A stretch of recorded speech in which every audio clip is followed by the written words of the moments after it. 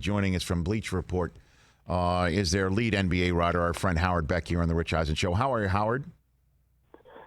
Hey, Rich, I'm doing well. How are you? You know what? I am well, and I hope everybody in your world is happy and safe, and I'm knocking on wood for that. For you? We're all good here. Thanks. Yeah, as I keep saying, happy to be healthy, everybody in good shape, and yet a little stir crazy, but, Sure. We'll take it. Exactly. So let's get into I wasn't expecting to talk to you about Jerry Sloan today, Howard, but about a half an hour before he went on the air, news of his passing at the age of 78 reached everybody's, I guess, Twitter feed. That's the way things go in the 21st century. What's your recollection of Jerry Sloan, Howard? Yeah, not a lot of personal interactions with him. I started covering the Lakers in the 97-98 season, and that season for the Lakers ended with the Jazz sweeping them. And so I do recall that was one of the early playoff series that I covered, and that Jerry Sloan, as a coach, as an interview subject, in those scrums on the off days, he could be just as tough and hard nosed then as he could be on the court as coach or back during his playing days. Fortunately, we didn't have to take an elbow from him or anything, but he was just a classic old school NBA coach who he drove his players hard. He was obviously high.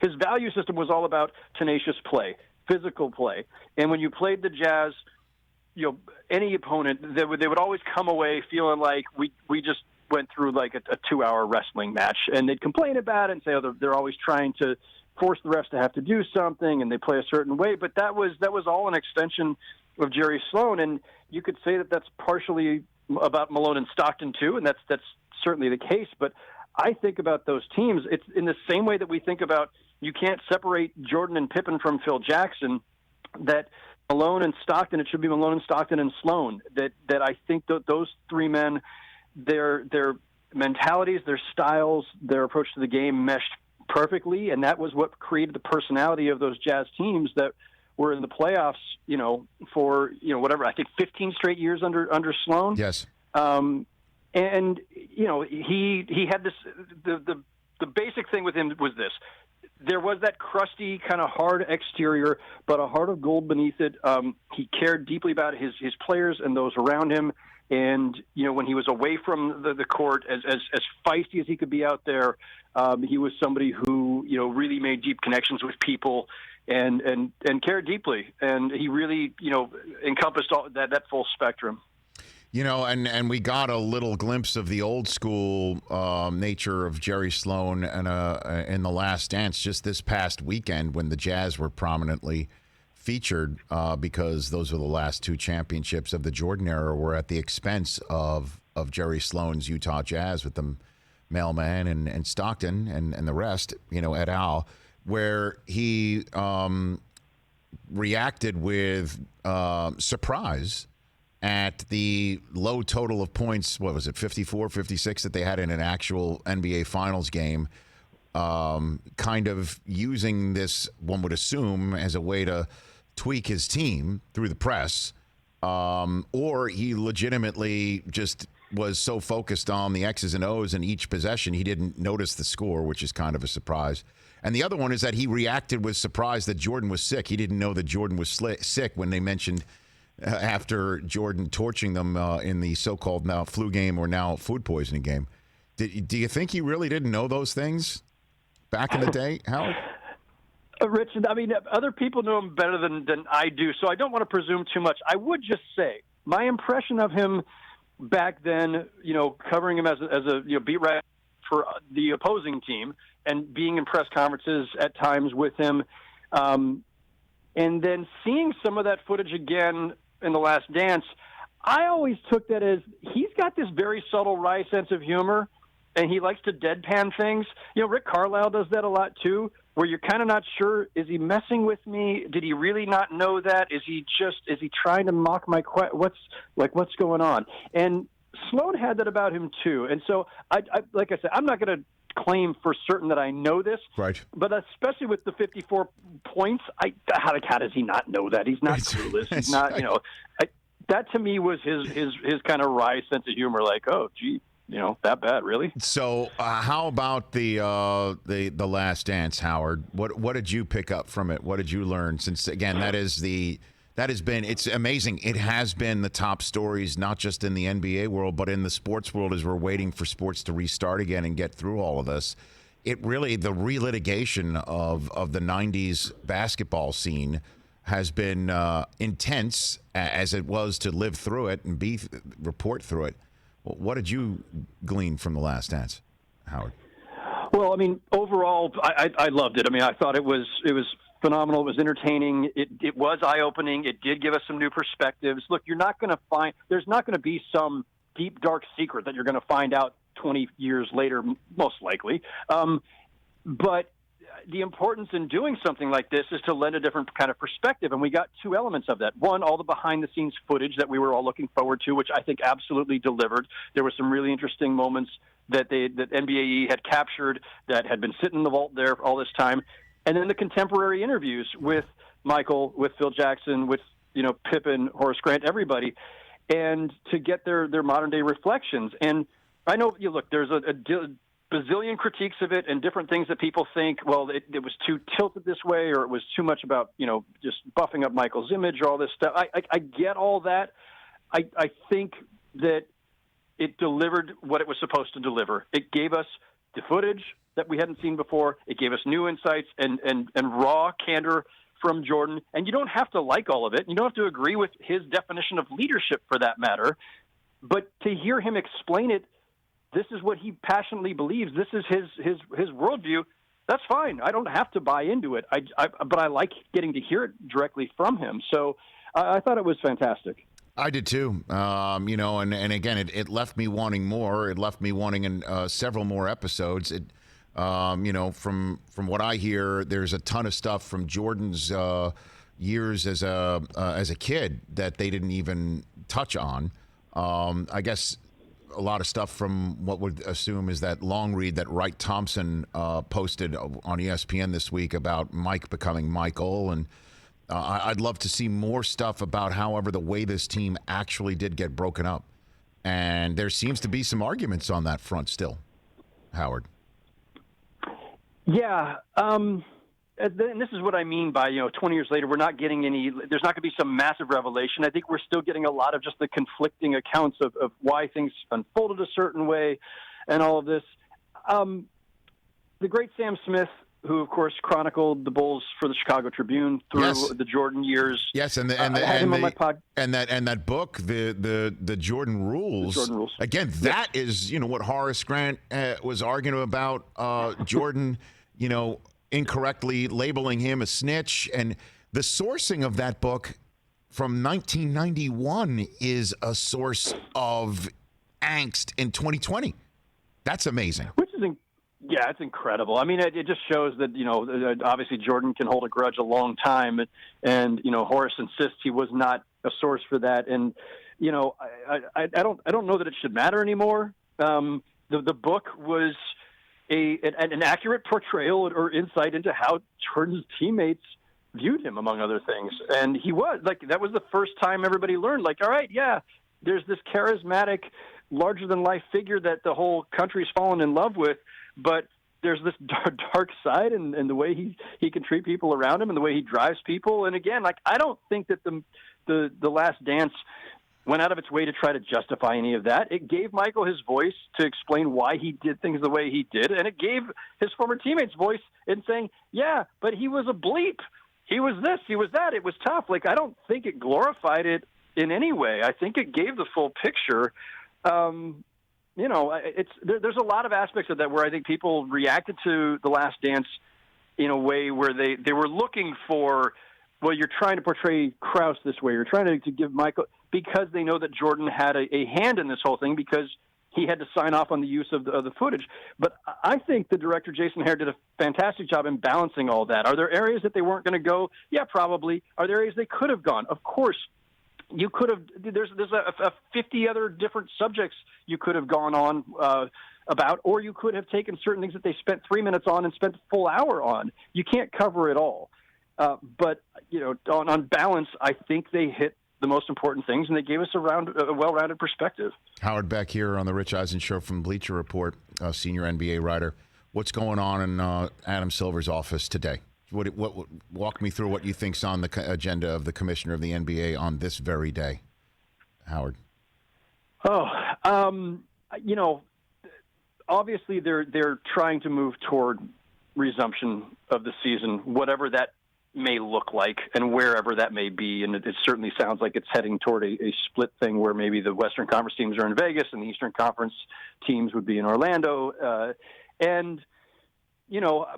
But I would imagine what Adam is doing every single day for the last couple of months, and especially now as we get closer and closer to what feels like a potential reopening, is weighing all of these different considerations, and it's not easy. Like, even as we see, society, cities and states reopening all this, there's still a definite health threat looming out there. There's the potential that we are reopening too quickly, that people are not being careful enough as they're resuming their lives. And all of that has an impact on the NBA, because even if they go for some sort of pseudo bubble concept in a couple of cities, there's still just the larger dynamics going on around you. And any given day, things can turn, and it could scuttle whatever the league is planning. And they have to weigh the risks to not just the players. People always say, "Oh, it's just players. Yeah, they're elite athletes. They'll be fine." Well, one, plenty of people in their 20s and 30s have died of this virus, and others have overcome it, but had lasting damage to internal organs. So these are serious concerns. And besides that, the NBA isn't just the players.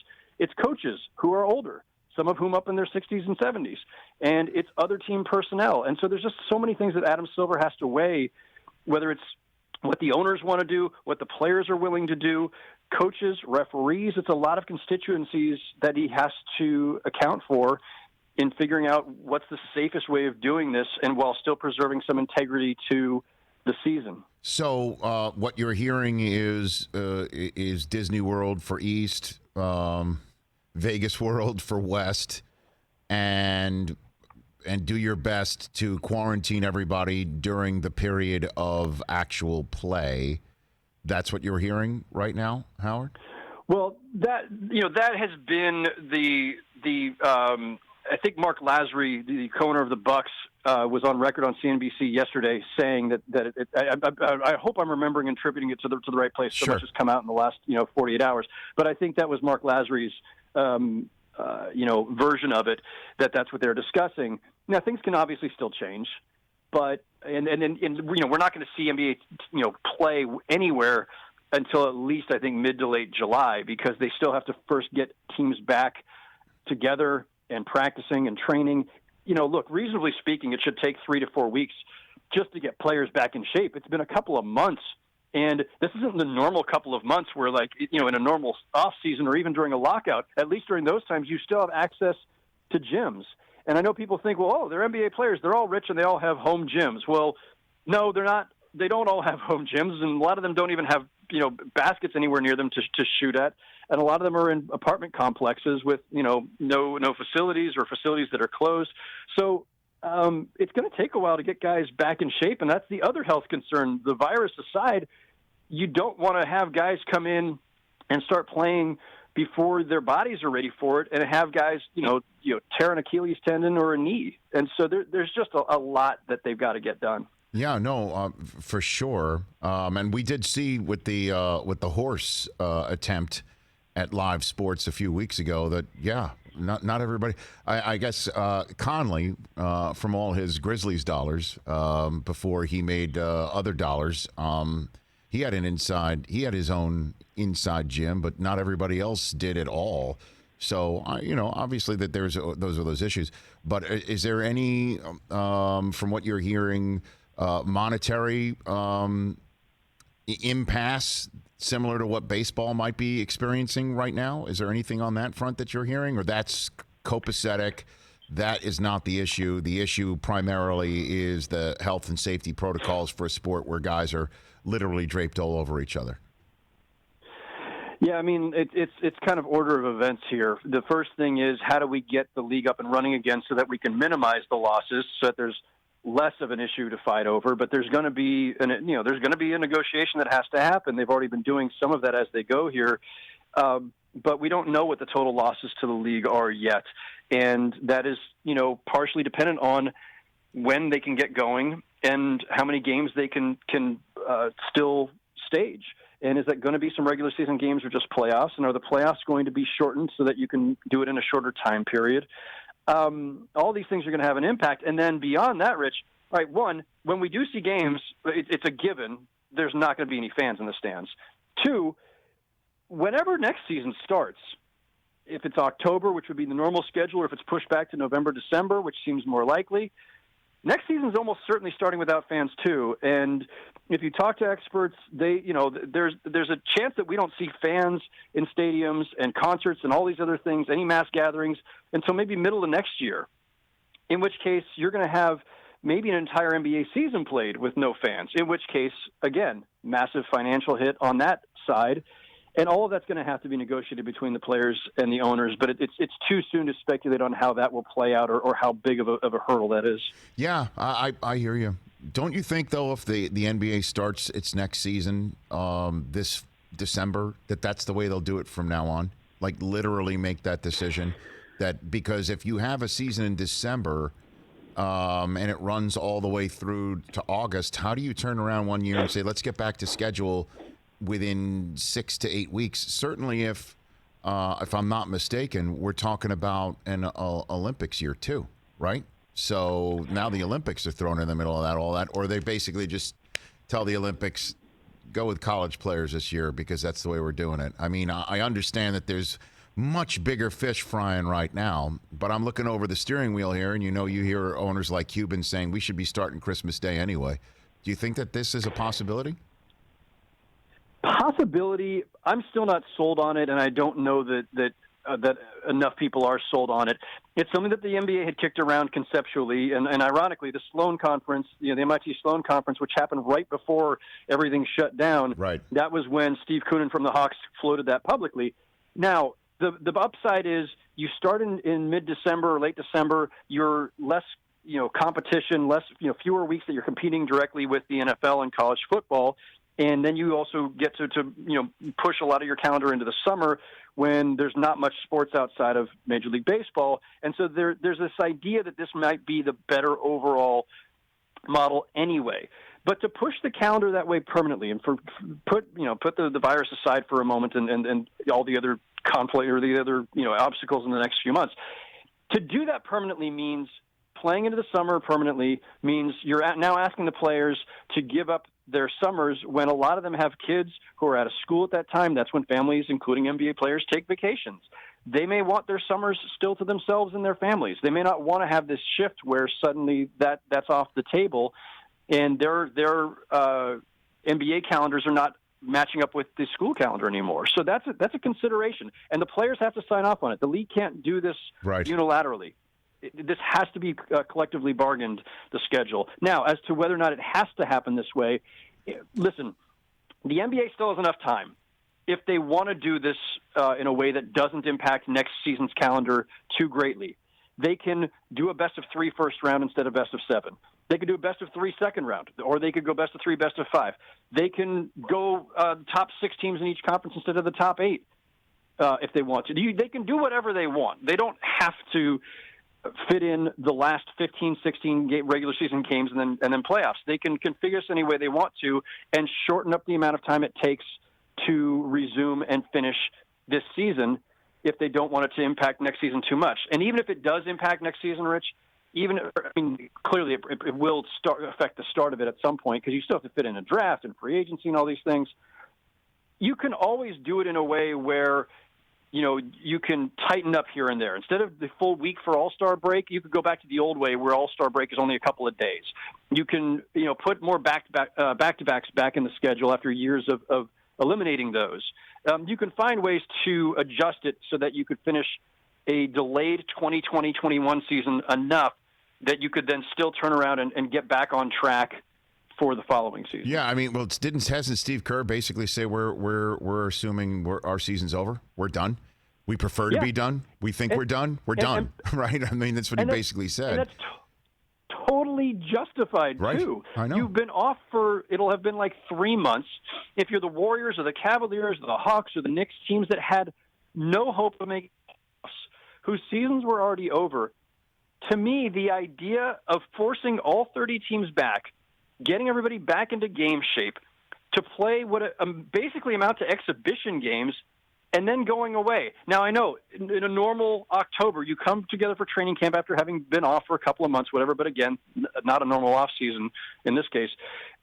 You're playing for the preseason and then an 82-game season. This would be like, in a normal year, coming back in October to play 5 exhibition games and then going away. And that's it. You're just done. Right. Like, where's the incentive? What is the point of it? If you're the players, if you're those teams that are out of it, it just seems illogical. And on top of that, that's that many more hundreds of people who now have to be tested daily, who have to be transported to this other city, who have to be away from their families or bring their families with them, and then their families have to be tested all the time and potentially quarantined. I mean, it's just to me, the more practical way of doing this is to minimize the number of teams you involve when you resume, but it's easy for me to say that. I'm not the one who's sacrificing the tens of millions of dollars. Right. You know, I know that, or unless you could do what our friend Brian Windhorst from ESPN thinks that the NBA should do in its final couple of weeks of a regular season from now on, which is take teams, I guess, 15 through 8 in each conference